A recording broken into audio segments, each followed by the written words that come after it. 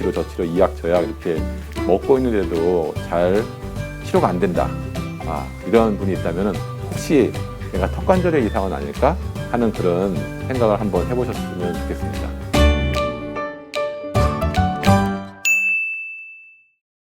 안녕하세요. 저는 한의사 박성호입니다. 오늘 말씀드리려고 하는 것은 이제 턱관절의 중요성에 대해서입니다.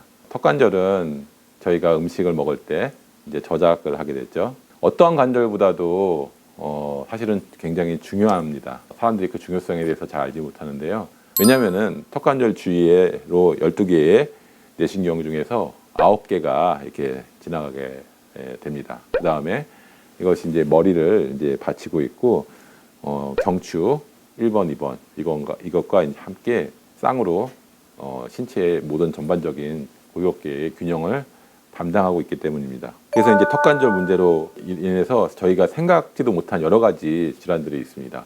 비염이라든지 이명이라든지 눈의 문제가 나든지 뭐 두통이라든지 이런 안면부 질환뿐만 아니라 내신경계 문제, 뭐 각종 뇌질환들, 신경 문제들, 뚜렛 증후군이라든지 틱이라든지 또 내장 같은 경우도 내장 문제 같은 경우도 왜냐면 미주신경 때문에요.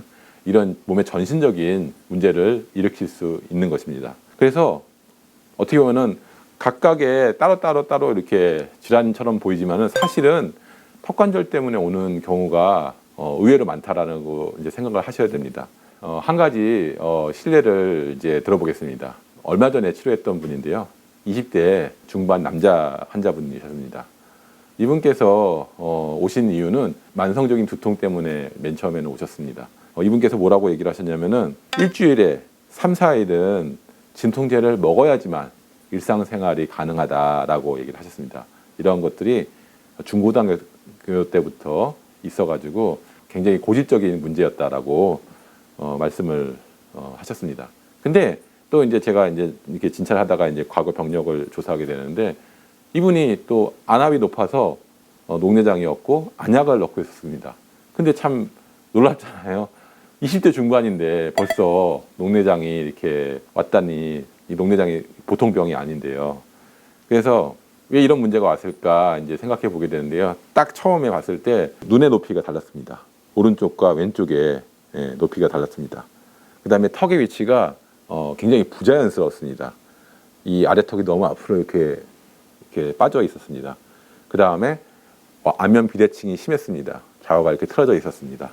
그리고 제가 촉진을 해봤을 때도 이 어깨의 각도가 많이 좌우가 달랐고요. 특히 이제 촉진을 했을 때 경추가 틀어져 있었고, 당연히 이제 그에 따라서 골반까지 좌우 불균형이 안 맞는 그런 문제가 있었습니다.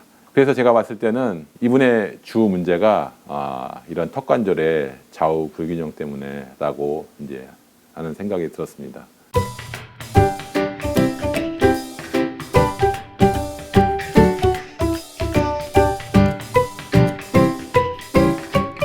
저희가 이제 진통제 같은 경우는 정말 뭐 너무 통증이 심해서 잠을 못 잔다든지 그럴 경우에는 써야 되겠죠. 하지만은 이렇게 만성적으로 상시적으로 진통제를 먹는다는 거는 사실은 많은 부작용을 가져올 수 있습니다. 그다음에 녹내장 같은 경우도 안약을 쓴다고 해서 안압 수치를 낮출 수 있을지 몰라도 녹내장의 진행 자체를 막을 수가 없는 것입니다.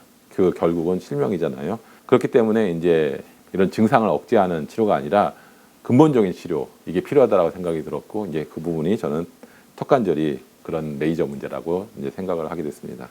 이런 턱관절 문제라고 보고서 일주일에 한 번씩 내원하게 하셔서 제가 턱관절을 척추를 교정하는 추나 치료를 하면서 눈 같은 경우에 여러 경혈자리에 낙침 치료를 같이 병행했습니다.